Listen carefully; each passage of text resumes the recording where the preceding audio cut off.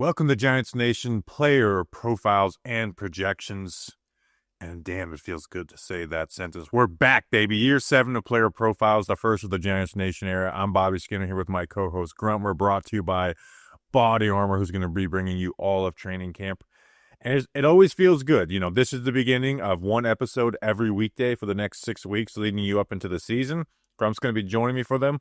And we have a tradition. The longest tenured Giant leads these off. The longest tenured non-star, at least. And that was Sterling Shepard for a long time.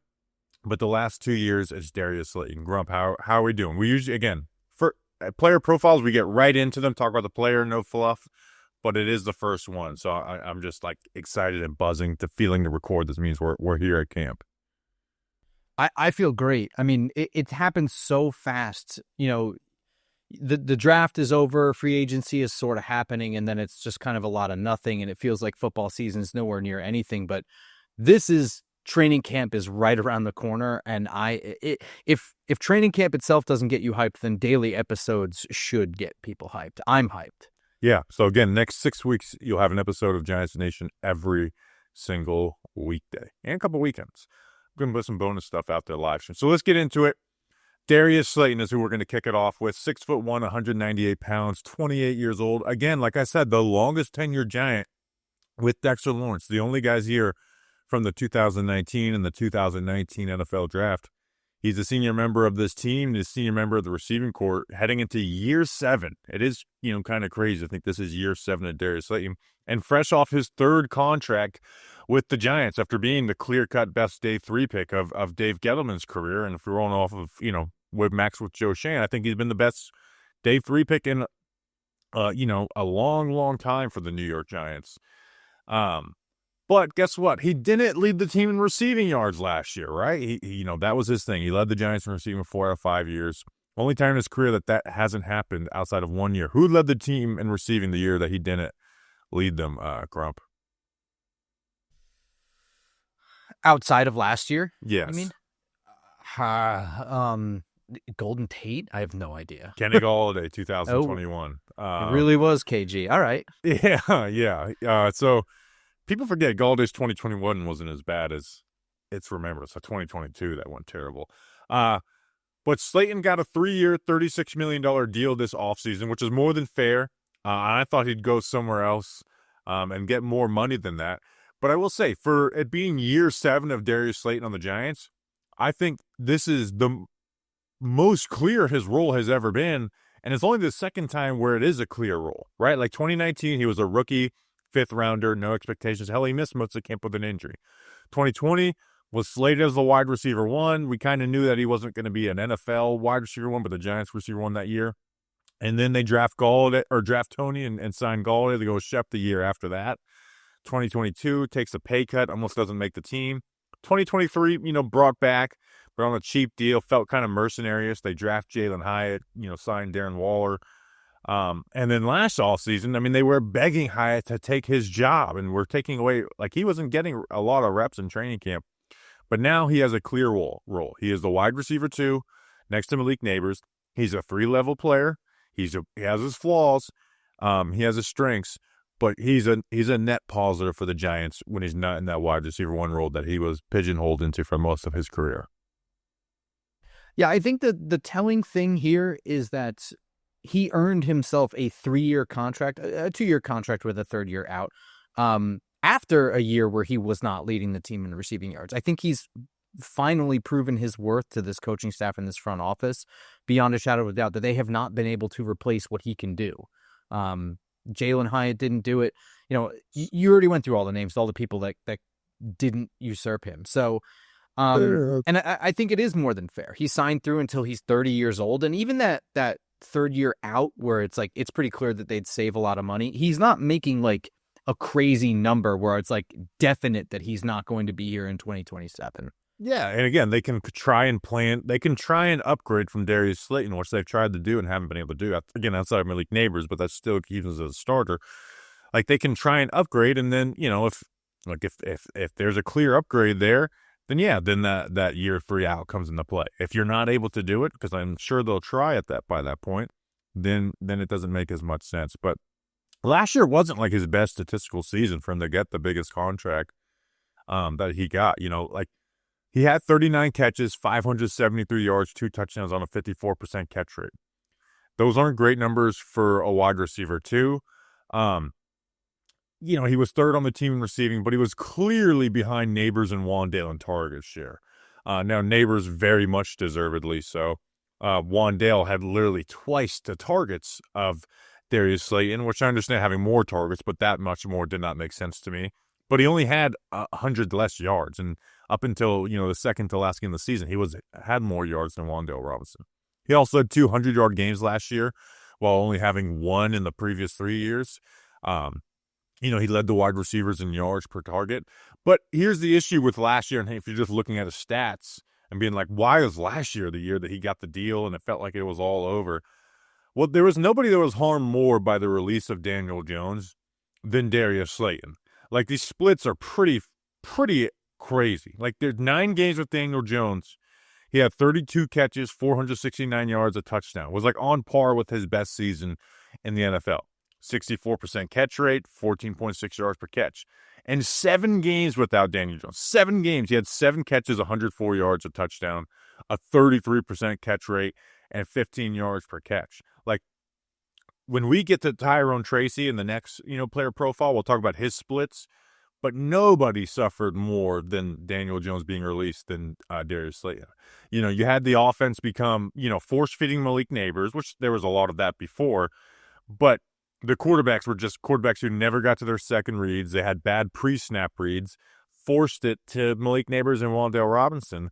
And, even the year before, he had 770 yards the year before, which is in time, but he was the most negatively affected by Tommy DeVito going into the lineup, averaging 36 yards per game in those 6 games and 51 in his 10 others. So he's basically been a career 50 to 55 yards per game, 15 yards per catch, 55 to 60% catch rate. So when Jackson Dart gets in, we'll see what he looks like. With Russell Wilson, it's crazy to say that we're going into year 7 of Darius Slayton, but I'm kind of expecting him to have the best statistical year of his career, because I think those 11 to 12 minimum games of Wilson or Jameis are going to be enough to get him to like that 750-yard mark, and then I think he'll get over 800 yards this year.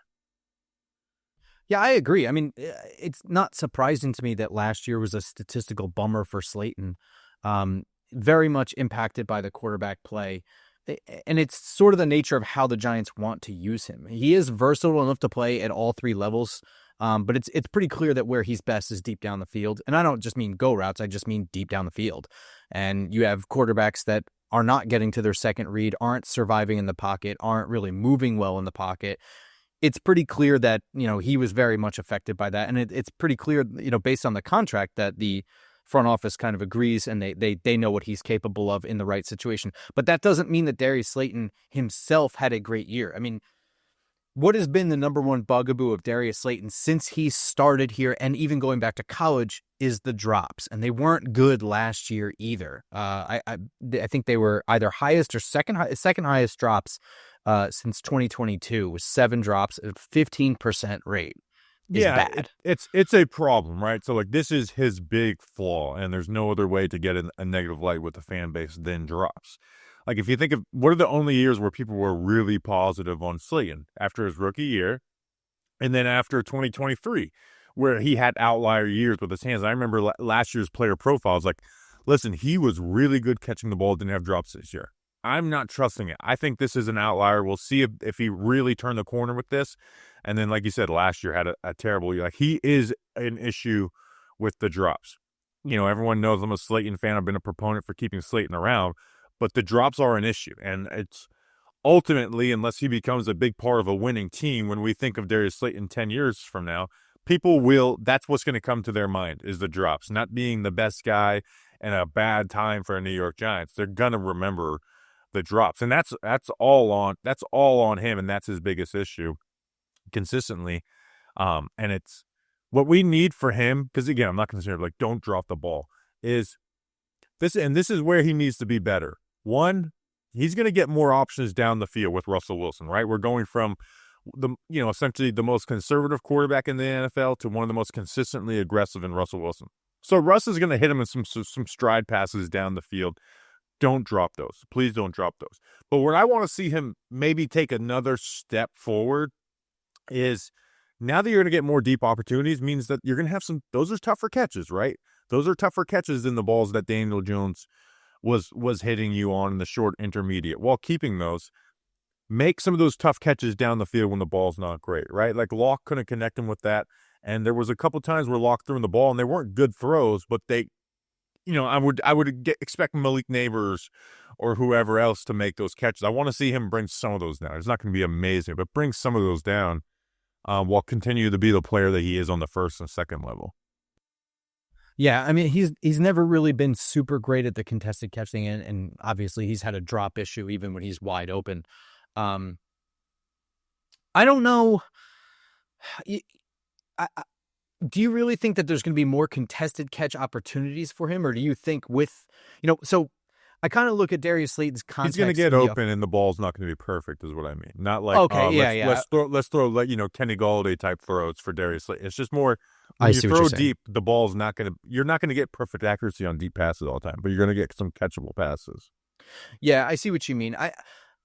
I do think that one of the things that will impact Darius Slayton outside of the quarterback play and the normal things that we've complained about for the last million years, which is also the offensive line play, et cetera, is, Malik Neighbors taking another step forward. You know what I mean? I think that even though Neighbors was outstanding last year, there were still some issues that I think he needs to work out. I think it's just another year of comfort in an NFL offense. I think Neighbors having a better quarterback helps Neighbors, and I think that all permeates on its way down. I think that Darius Slayton should have an easier time just in the context of the offense. And he needs to be a much bigger part of the offense, too. Like, Wandale's role in the offense needs to shrink, and Darius Slayton's needs to increase. And this isn't just, now that Russ is the quarterback or Jackson Dart's the quarterback. Like, this was, mailbag pods through week 4, week 5. I was like, Darius Slayton needs to be more of a third down option. We understand that they're going to be giving Malik Neighbors extra coverage. We got to stop trying to force field Wandale in these situations. This needs to become a Darius Slayton down. And you saw him do a little bit, and that's where he had that big bulk of yards this past season. Yeah, and Darius Slayton's value to this team is palpable. I mean, the Seattle game last year it's not a win without Darius Slayton having an outstanding game. And I expect, like you said, the structure of the offense to change away from more Wandale-centric stuff to stuff being pushed a little, and not even just Wandale-centric, just like the short passes being decreased and more intermediate and deep passes. I think the intermediate is where most of this is going to change for the Giants. And that's where Slayton's good there, right? Like, Slayton is a 3-level player. Like, he has grown as a player from where early in his career he was very much like a release outside, win vertically, beat press type player, where now, like, his release package has gotten so much cleaner. He's gotten a lot better, or like on these, these 3rd and 12 all curls. Like, he's really good at those. He's good at the intermediate routes. He's good at winning in the quick game. It's just his issue against other guys. He lets, those slants that get into his chest and can sometimes slow down your yak ability. They can turn the drops. So, again, he's not perfect, but he has become so much better setting up corners and being better at the top of the route, where early on he wasn't, where he was more of a one-trick, not a one-trick pony, but, he wasn't as well-rounded. But the drops have continued to plague him, and he hasn't been given the opportunities, but do want to see him, he's going to get more targets down the field this year. It's impossible for him to not make the most out of those. Make the most out of those, and that's what can take you having a 720-yard season into a 950-yard season, which, again, Slayton is capable of doing. And I think I think going into year 7, I think he is going to have the most yards of his career. And that's on the team with Malik Neighbors, who will get to, we'll get, you'll like, I expect Neighbors to get like around 1,300 receiving yards this year. I expect Slayton to have also his best receiving yard career of his season. The one thing that I'm really curious, and I think it's a little bit of an unknown right now, when you mentioned his, the effect of losing Daniel Jones on him, that was sort of in the context of like a good quarterback or a quarterback that was willing and could push it down the field versus others that were just scared and just getting rid of the ball. But Darius Slayton has always had a good connection and a good rapport with Daniel Jones going back to his rookie season. And I've always found him to be, among the receivers the Giants have had over the years, one of the better ones in working his way back to the football and working when Daniel Jones is scrambling out of the pocket. You can see that throughout his career. I am interested to see how just not having someone with a rapport that he has affects him. You know what I mean? I think he'll do well, because you remember that little spurt with Tyrod Taylor. That's where he went from having an off season to, having, a year where people were voting on most outstanding player on offense that year. So I think he'll do well. And it's just have the drops, because I'm not going to sit here and say don't have drops. Now, he's had 2 outlier years where maybe this can be one of those years, but don't let them be back-breaking drops and taking big yards off the field, because that's what happened in 2021, where he went to a starting player to a bench player. Really, was those drops were crucial in some of those games. So, all right, Darius Slayton. Next, we have Body Armor. This player profile and projection is brought to you by Body Armor Sports Drink. Rewrite your routine and choose better with Body Armor. Body Armor is real hydration with electrolytes, coconut water, and no artificial dyes, flavors, or sweeteners. With great tasting flavors like strawberry banana, or in my hand, orange mango, Body Armor will level up your hydration game. Grab Body Armor Sports Drink today at your local grocery store. Body Armor. Choose better. Be glad you did. Body Armor is bringing you all training camp. All right, next on this list, Grump, is Micah McFadden, 6'2", 232 pounds, 25 years old, 5th round pick in the 22 NFL draft. Played really well in his role next to Bobby Okereke as a starter for the first time in 2023. Last year, he had his moments, but wasn't the same player as he was in the Wink Martindale scheme. He had 107 tackles, 8 tackles for loss, 3 sacks, 0 interceptions, and a fumble recovery. His 107 tackles led the team while missing 3 games. Before we talk about him going deep into what he's a player and what he can get better at and contract and stuff, he's entering year 4 with no contract as a 5th round pick. I think Tyrone Tracy is the best day 3 pick of Joe Shane so far, without including the 2025 draft. I think McFadden is kind of clear number 2, right? And I think you could even argue him versus Tracy, even though I would go, it's not really much doubt for me. Because Bellinger and Bellin, no. The next year, Gray, Hawkins, Riley, no one's clear nose. Theo hasn't shown that. Really, I think Tracy, or if you're just someone who believes Bellinger is just totally underutilized, I think he's clearly the second, not clearly, but I think for me, he's clearly the second best day 3 pick of Joe Shane. I would agree with you. I think it's clearly the second best, but I don't think it's much of an argument between him and Tracy, other than we only have a small sample size of Tracy so far. Yeah. Because Tracy is also a swing on a position switch, so that's a pretty big gamble. And I just think Tracy's a better player. I understand he'd had some. Again, we'll talk about him in tomorrow's player profile, or Wednesday, excuse me.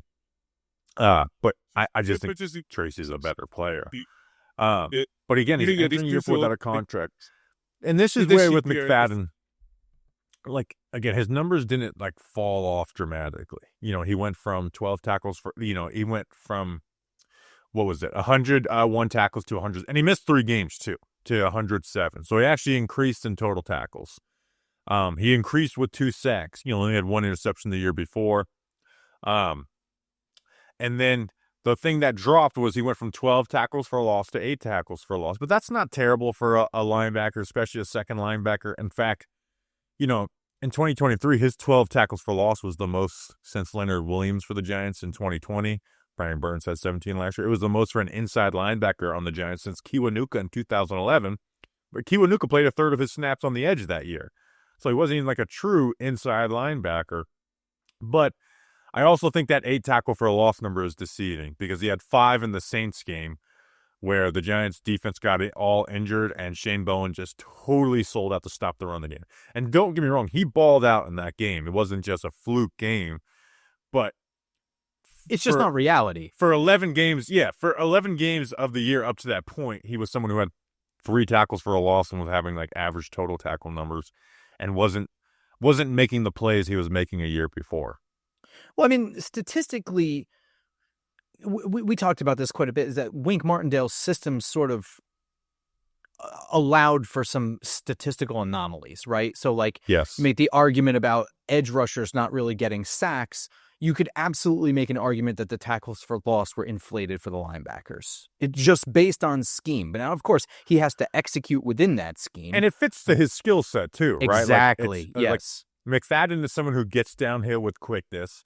He has good lateral movement. I think he's gotten a lot better using his hands to deconstruct blocks, where that was a worry early on with his size. Even for last year, out of 55 linebackers, he was 14th in run stop rate.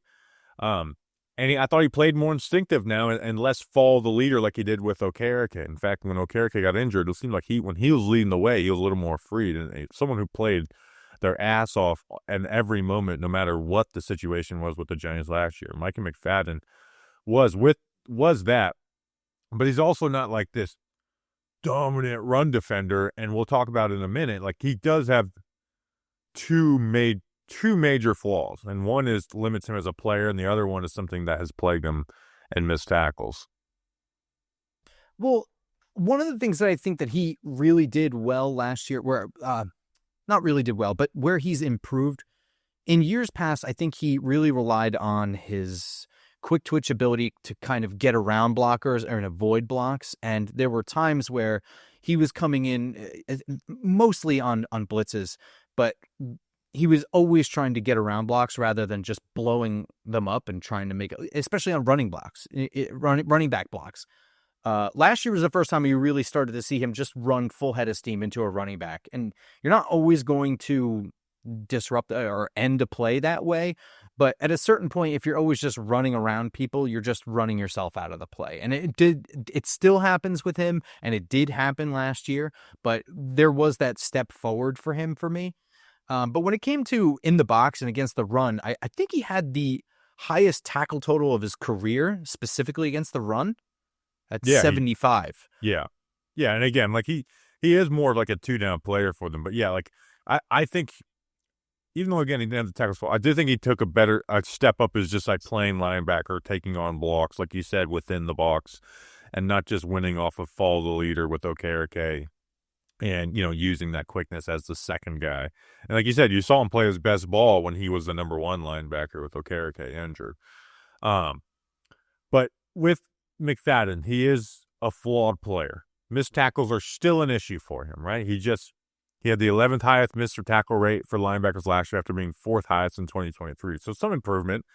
But even 2023, his best year, after that Cardinals game, I thought he might get benched because I think he had 5 missed tackles in that game. I was like, they traded for Isaiah Simmons. I'm like, I think they might go for Isaiah Simmons now. So that's an issue that I don't know if he's ever going to get better. He doesn't have the biggest arms. He's not the most physically imposing. I think that's an issue that will plague him. Just hopefully he can get a little better at. And then coverage wise, right? He just doesn't have the athleticism to move backwards or length to get his hands on the ball. He's just, and they know it too. It's not like it's just watching film. Like the Giants try and work around it. He played 80%. Like snap share, he played 80% max of a game last year until Okereke went injured. It wasn't quite the same extent of 2023 where they took him down off the field on basically almost every third down. With Isaiah Simmons, but they did try to get him off the field in those downs, and for good reason. He gave up 32 of 37 targets, 1 pass breakup. He's just not a good coverage player, right? He doesn't have that range and size, and I think his coverage instincts are fairly decent, but he's just not someone you're ever going to put in man coverage on a back outside of, basic routes where you have help on either side. Like he is a negative as a coverage player. I think he's a little bit better when things are in front of him. Like if you have a running back running out to the flat, I think oftentimes he's quick enough and in enough of the right spot where the throw just doesn't go there. But whenever, like you said, in the back pedal, whenever it's behind him or he's got to move laterally alongside, like there's just no way you're having him cover somebody like Travis Kelce. You know what I mean? It's just not his game. But he's not useless as a coverage person. I think he fits kind of what you'd expect out of like a linebacker too, in terms of coverage. And I think that works well with the tandem of Bobby Okereke in that way, where you do have the athleticism and the range and the length to do those things. Yeah, and Okereke obviously down year, but Okereke is a legit coverage player. Where, like you said, McFadden is kind of like cover the flats, cover the running back from those flares anytime you're asking him to flip his hips or drop to a spot. He's just struggling with it. Well, in the passing, I would say in the passing game is where he kind of shines is just playing downhill. Like when he has the pressure. The 3 sacks that you mentioned, which I think is debatable. I don't know if it's 3, 3.5, or 4. It's still whichever one it is. It's the best of his career. He had 2 quarterbacks hits, 5 hurries. I mean, this for a defense switch where he's not just, the Giants aren't bringing like 5, 6 guys on every single play. This is significant, statistics for him. Yeah, he's not going to be in that situation a ton as a linebacker, but like he can rush the passer. Like that was kind of his MO coming out of Indiana. No, he's not the quickest guy in the world where he's able to shake these NFL interior offensive lines the same way as he did college guys, but like he can get it, right? You can even line him on the edge in certain packages. And like, I remember as a rookie, him just getting around the corner on Charles Cross and beating him for a sack. But let's finish this off with McFadden. Expiring contract. Is Micah McFadden a New York Giant in 2026? Well, I think it's difficult, right? At the way he's playing. So right now, this is the most money he's going to make out of his current contract at $3.5 million this year, against the cap.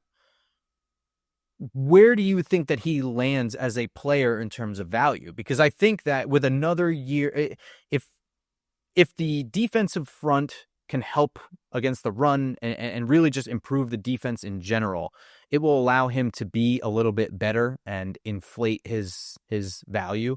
But I still think that he's probably a $4 to $7 million player at maximum. Yeah, at maximum. Like you look at linebacker contracts, and unless he makes serious growth as a player, I don't see him getting anything big. Like, Terrell Dodson. He is 25. That is working in his favor. Right. But Terrell Dodson I went and looked at contracts in 2025. Terrell Dodson got 2 for 6.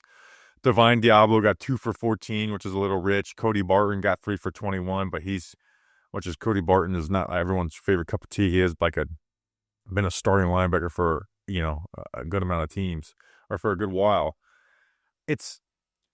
But my question with him is like, would you give him like a 2 for 10 to try and lock it down without him getting the free agency? Because he's not a 3-down player, and then you probably could in the open market, get him back for cheaper. But for a regime that is desperate for any draft wins that they could get, do they try and again, lock him down 2 for 10?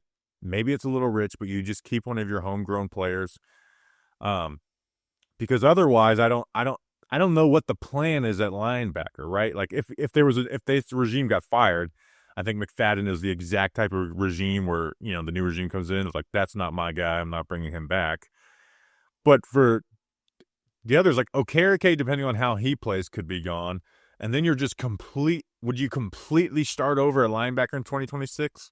Like there's not really much plan in place even if you keep Okereke, to replace McFadden, unless you want to go spend money on a Leo Chanel or something. I would, but there's also a chance he doesn't hit free agency at this point. But, Kayvon has a 5th-year option. Him and Wan'Dale are the only guys worth more than minimum contracts from that draft class, besides Kayvon.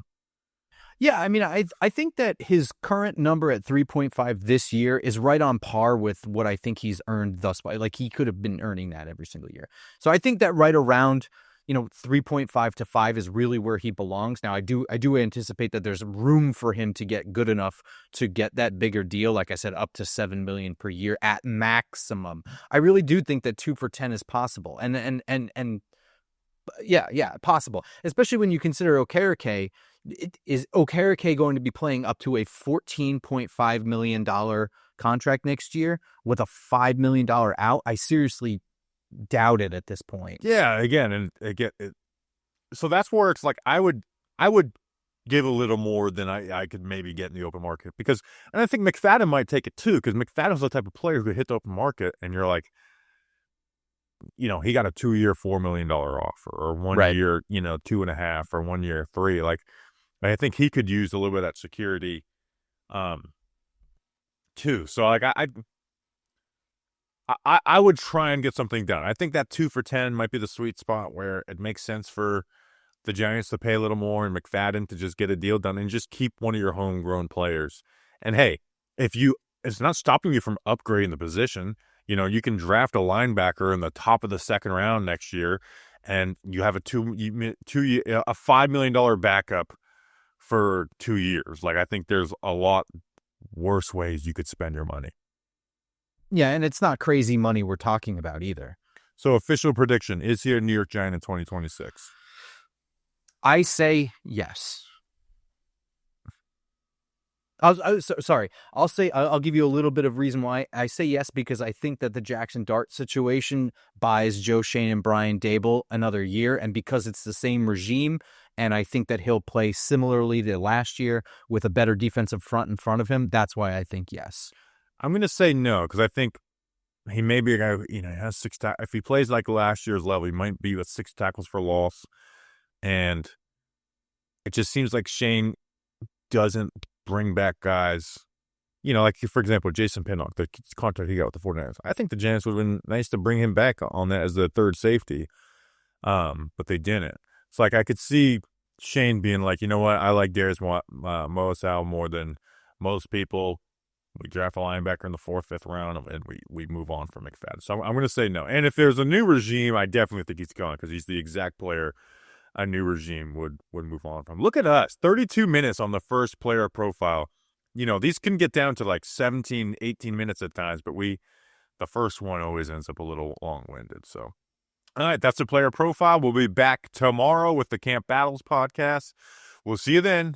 Until then, let's go Big Blue.